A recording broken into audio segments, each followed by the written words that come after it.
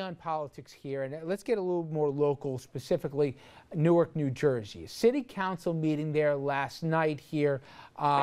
It got a little messy here. In fact, this was all about an open seat on the city council, but some of the names involved, that's what elevated this thing. Mayor Cory Booker, he showed up to cast the tie-breaking vote for his choice to replace the outgoing councilman, Donald Payne, who you know is now going to Congress to replace his late father.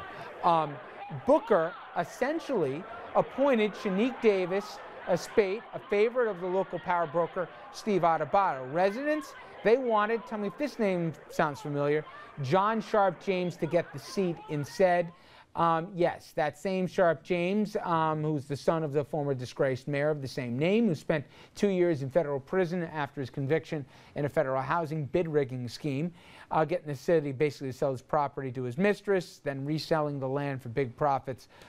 Familiar politics in Jersey. The James, vocal critics of the Booker's Brick City, if you ever saw it, certainly played out that narrative pretty good. Now, scenes like this, not likely to help Booker if he decides to run for governor. And a lot of people are saying that Sandy put off the decision that might come as early as next month. A new poll out, it gives the Newark mayor high marks, but not as high as his likely opponent, Governor Christie. Now, Dominic, people don't want to hear this because they see Cory Booker as this national figure. I've known him before he was mayor. I like the guy. I believe he not only just talks the talk, he walks it, he believes it, right? But I'm not sure head up he could beat Sharp James. If Sharp James could run again, it's valid here, for mayor of Newark here. And nobody believes that outside of our region, but I think it's true. If Sharp James could run for mayor, with his felony record, Sharp James would be elected mayor again, the mayor of the city of Newark, New Jersey. It would be, and I don't know if it's fair to make the comparison, but it would be just like Washington D.C. with we were talking about today. Mayor Marion Barry, all over again. Crack and prostitutes. Yes, but here's the difference. For Booker, it doesn't matter. He can't lose his re-election fight in Newark if he's going to be viable down the road for other races. But he could decide not to run for re-election and would still remain a viable candidate for governor or for the U.S. Senate. Or he could go in the Obama administration for a couple of years. He could, although I think he tweaked them all with the Bain comments and the private equity. They brought him back in, I think. Oh no, he was. If you notice where he was on election night and stuff, he was kind of a little shunted aside. Now, Dom, I think it's going to be hard for Booker to beat head up Chris Christie, especially given how fair's fair. I think Chris Christie, to this point, has done a very good job. And I don't know about that. If you're talking solely about Sandy, there's a playbook for elected officials now. And that's work Not around. Everybody follows it. If you're smart, you will. It's work around the clock, constituent services, be there, be there. The first poll that comes out, almost guaranteed your poll numbers are sky high. That's what Christie's looking at right now. But he did something not everybody would have done. He did the warm embrace of Obama. Oh, he did what was very smart. He did what was very opportunistic. Mayor and it was very smart. Mayor Bloomberg basically said, "Don't waste my time, Mr. President." But then 2 days later, Bloomberg did endorse the president. And what did Governor Cuomo do? Show me the money, $30 billion the same week he comes. My point is, we never associate a nimble political tactician here with Chris Christie. I think he's done well for himself here, and I think he's done well by the people in New Jersey. Next month. The election's 50 weeks away. Chris has got a lot of baggage. You underestimate him at your peril, Andrew. But I think you're over. He's got a lot of baggage between now and then. You know what New Jersey's unemployment rate is? 9.8%. Atlantic City's going down the tubes.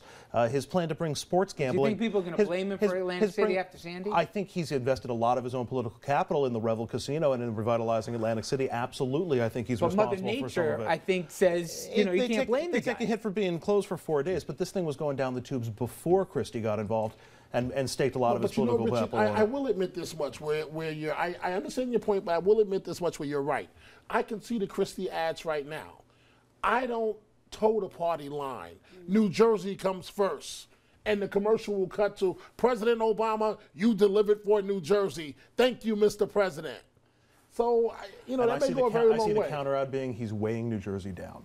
You just couldn't help yourself, could you? No, I really couldn't. Right, but Cory Booker, I'm not so sure about Cory Booker. And I'm going to tell you later on why Andrew was that cheap shot there. I will say, I do think it's hard in a blue state to have an approval rating not just your first few months, but into your second year, over 50% with a Democratic legislature. And for a guy who was always making sound bites, not always of the flattering variety, I think people like him. People like him. They think that he's an effective leader, and they may not like everything he has to say or his position on everything, but at the end of the day, they trust him to do the job. People like him, but they may be disappointed in the job that he's doing. That should be an argument that's fairly appealing to you. Well, and back to our discussion of incumbency advantages. All right. Now, we have a sad passing to report, and for many people who've been following the political game only for a few years, you may vaguely remember the name here, but he was a giant in his own way. Senator Warren Rubbin, Republican of New Hampshire, he died before midnight this past Monday at the age of 82. Now, Rubbin may best be remembered for the groundbreaking balanced budget bill that he co-wrote in the 90s, across the aisle, I may add, and the commission that predicted dangers of a terror attack as early as 2001, months before the 9/11 attacks. Rubbin, he never bit his tongue, whether attacking the man at the center of the Reagan-Iran-Contra scandal, Colonel Oliver North. The American people have the constitutional right to be wrong. And what Ronald Reagan thinks, or what Oliver North thinks, or what I think, or what anybody else thinks, makes not a whit. If the American people say enough, there comes a point that the views of the American people have to be heard.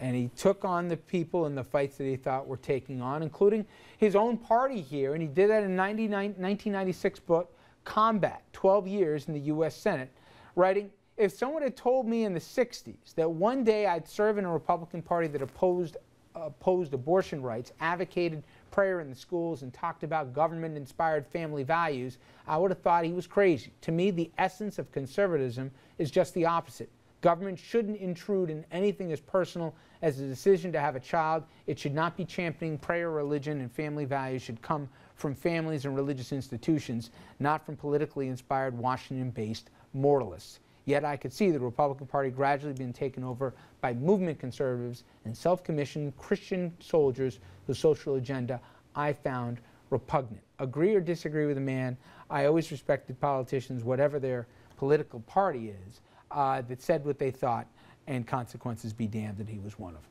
All right, we're going to have to take a quick break here. When we come back, talk of the table. We put politics to the side, kind of, sort of. We'll talk about everything from Hollywood weight loss here to political weight gain. Andrew will like this one. We'll be right back with that after this.